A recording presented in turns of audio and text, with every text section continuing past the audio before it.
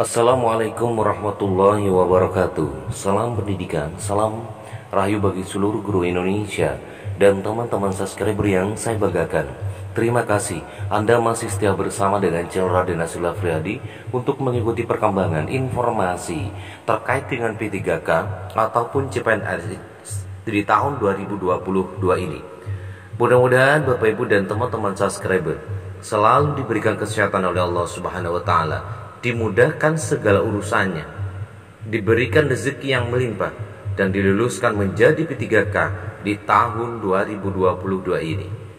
Bagi teman-teman yang baru saja menemukan channel Raden Nasrullah Afriyadi, dimohon bantuannya untuk subscribe, like, komen, dan dibagikan. Jangan lupa aktifkan notifikasinya agar Bapak Ibu bisa mendapatkan informasi secara tepat, aktual, dan terpercaya. Subscribe itu gratis. Terima kasih. Baik, Bapak Ibu dan teman-teman subscriber yang saya banggakan, kali ini admin akan menyampaikan sebuah informasi yang terbaru, dan ini adalah angin segar bagi teman-teman guru honorer. Tenaga honorer bisa diangkat jadi PNS lewat seleksi ini. Sektor-sektor pekerjaan yang diprioritaskan. Ada kabar baik untuk para tenaga honorer di tanah air. Pemerintah menyatakan mereka bisa direkrut sebagai pegawai negeri sipil melalui proses seleksi. Tenaga honorer yang diangkat menjadi PNS diprioritaskan bagi tenaga guru, tenaga kesehatan, tenaga penyuluh, pertanian, perikanan, dan peternakan, dan tenaga teknis yang sangat dibutuhkan oleh pemerintah. Menurut PLT, Kepala Biro Hukum, Komunikasi dan Informasi Publik Kementerian Pendayagunaan Aparatur Negara dan Reformasi Birokrasi, Kemenpan RB Muhammad Aferrekus, tenaga honorer yang saat ini sudah bekerja di instansi pemerintah akan diangkat menjadi calon pegawai negeri sipil lewat proses seleksi. Setelah menjadi CPNS, tenaga honorer bisa diangkat menjadi PNS dengan proses seleksi CASN pengangkatan, ujar Aferrekus kepada Kompas.com. Sebagaimana yang diberitakan, pemerintah akan menghapus keberadaan tenaga honorer di instansi kementerian pada tahun 2023. Nantinya, pegawai pemerintah hanya akan ada dua kelompok, yakni pegawai negeri sipil dan pegawai pemerintah dengan perjanjian kerja.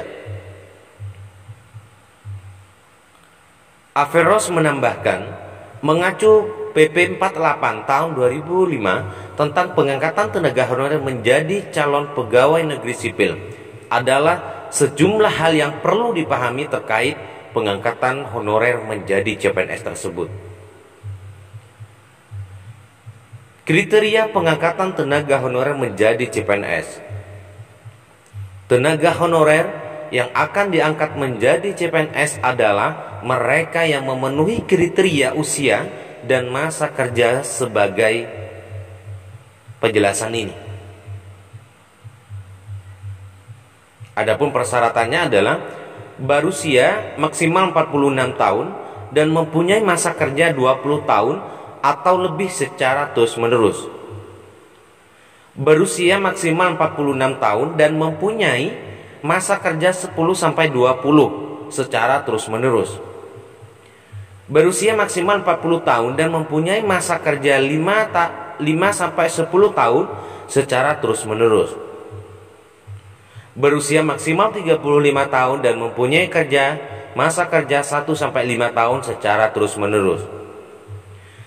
Namun demikian, pengangkatan CPNS akan diprioritaskan bagi tenaga honorer dengan usia paling tinggi atau masa pengabdian yang paling lama. Kriteria lama masa pengabdian tidak diberlakukan bagi pegawai honorer tenaga dokter yang telah atau yang sedang bertugas di unit pelayanan kesehatan milik pemerintah. Selama mereka masih berusia di bawah 46 tahun dan bersedia ditugaskan di tempat terpencil minimal 5 tahun, maka ia akan diangkat menjadi CPNS setelah lulus seleksi. Proses seleksi pengangkatan CPNS tenaga honorer mengacu PP 48 tahun 2025. Seleksi itu meliputi seleksi administrasi, disiplin, integritas, kesehatan, dan kompetensi.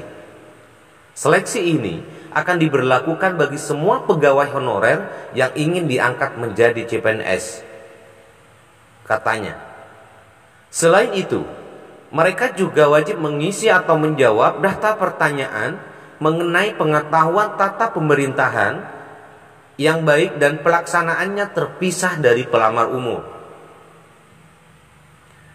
Daftar pertanyaan ini akan disusun oleh tim koordinasi tingkat nasional. Selain diangkat CPNS, pegawai honorer juga mungkin diangkat menjadi P3K mengacu ketentuan yang ada di PP 49 tahun 2018. Sebagaimana yang telah diberitakan, Kementerian Pendayagunaan Aparatur Negara dan Reformasi Birokrasi Menpan RB Tahjukubolo memberikan waktu kepada instansi pemerintah untuk menyelesaikan perihal tenaga honorer hingga 2023. Dan untuk memenuhi kebutuhan penyelesaian pekerjaan mendasar seperti tenaga kebersihan dan tenaga keamanan security disarankan untuk dipenuhi melalui tenaga alih daya dengan beban biaya umum bukan biaya gaji. Ini adalah informasi terbaru yang didapatkan dari sebuah laman Tribun News ya. Ini adalah penjelasan terkait dengan kabar atau berita yang sudah beredar di dunia maya, di Dumai, terkait dengan penghapusan tenaga honorer hingga tahun 2023. Artinya Bapak Ibu, pemerintah akan melaksanakan program besar untuk 2 tahun ke depan ini. Ya.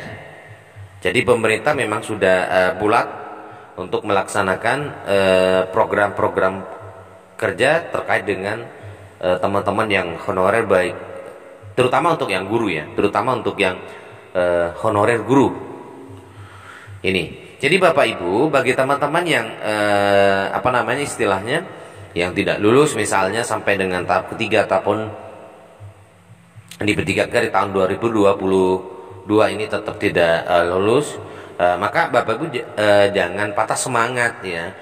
Pemerintah memang sedang mengejar target yang ingin dicapai oleh pemerintah terkait dengan penuntasan honorer yang berada di Indonesia ya. Dan memang program Kementerian Pendidikan itu memang fokusnya ke guru ya, fokusnya ke guru ya. Ini adalah informasi yang sangat menggembirakan untuk hari ini Bapak Ibu.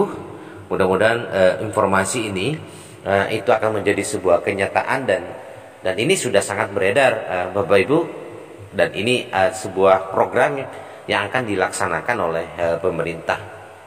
Gitu. Baik, salam pendidikan, salam rahayu. Assalamualaikum warahmatullahi wabarakatuh.